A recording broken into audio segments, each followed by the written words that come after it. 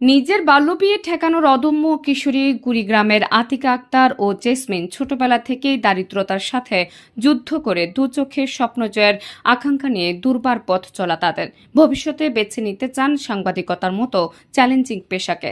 এই পেশায় থেকে দূর থেকে চান সমাজের নানা সংগতি আর বৈষম্য, তুলে ধরতে চান সমাজের অবহেলিত ও নির্যাতিত মানুষের কথা, অংশ নিতে চান দেশের উন্নয়নে। কুড়িগ্রাম প্রতিনিধি হাফিজুর রহমান হৃদয়ের তথ্য ও ভিডিওতে বিস্তারিত।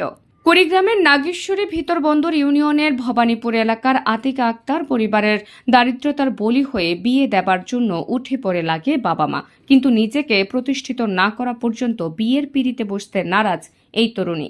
নিজের আত্মবিশ্বাস আর স্বপ্ন নিয়ে শেষ পর্যন্ত ঠেকায় নিজের বাল্যবিবাহ। সমাজের নানা কটু কথা আর তিরস্কার উপেক্ষা করে শুরু হয় দুর্বার পথ চলা।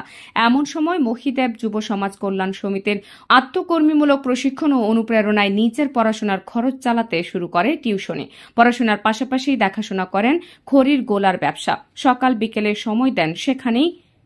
আতিকা আক্তার দরিদ্র পরিবারে এখন সংসারের খরচ চুকাতে সহায়তা করেন নিজেই, পাশাপাশি মায়ের সহযোগিতায় এখন স্বপ্ন জয়ের হাতছানি তার। স্বপ্ন পূরণ করতে গেলে তো অনেক বাধা আসে, আমারও আসছে অনেক। তো প্রথমে যেমন এই যে সমাজের পেছনে এসে আমার বাবা আমাকে বিয়ে দিতে চাইছিল।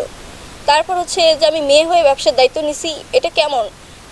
পাড়ার দাদি নানিরা বলে যে মেয়ে হয়ে ব্যবসার দায়িত্ব নিবে, এটা কীরকম কথা? মেয়েরা তো ঘরে থাকবে, মেয়েরা কেন বাইরে আসবে?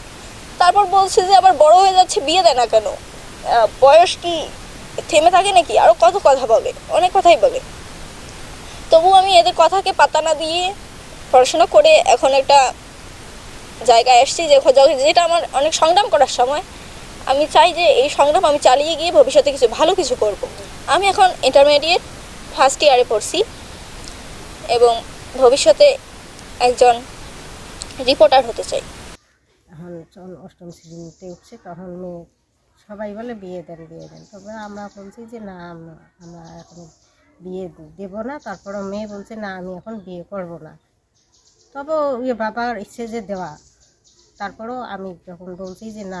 আতিকার মা এদিকে একইভাবে স্বপ্ন জয়ে এগিয়ে যাচ্ছেন দোয়ালিয়াপাড়া গ্রামের জেসমিন আহার জান্নাতে। সেও নিজের বাল্যবিবাহ ঠেকিয়ে করাচ্ছেন টিউশনে।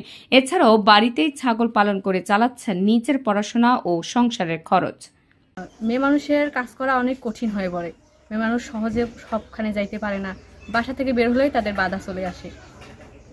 ছেলেরা যায়, সবখানে যায়, কিন্তু ছেলেদের বিষয়ে সেটা আলাদা। মেয়ে মানুষ কাজ করতে গেলে অনেক বাধা পার করে দিতে হয়। আমিও চেষ্টা করব সেই বাধাগুলো পেরিয়ে আমার বাবা মার পাশে দাঁড়াতে। ছাগল আমাদের অনেক কয়টা হয়ে গেছে, মনে করি ঠেকার পড়লে এটা বেঁচে টেছে মনে করি। আবারও 6টা ছাগল আমার হাতে আছে, যে এগুলো দিয়ে যে শাকসবজি এলে যে করেছি, এগুলো মনে করো আমার অনেক উপকার হয়েছে।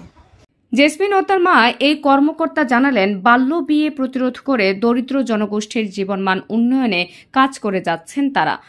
প্রায় 1500 কিশোরী মেয়েদেরকে আমরা আর্থিকভাবে সহযোগিতা করেছি।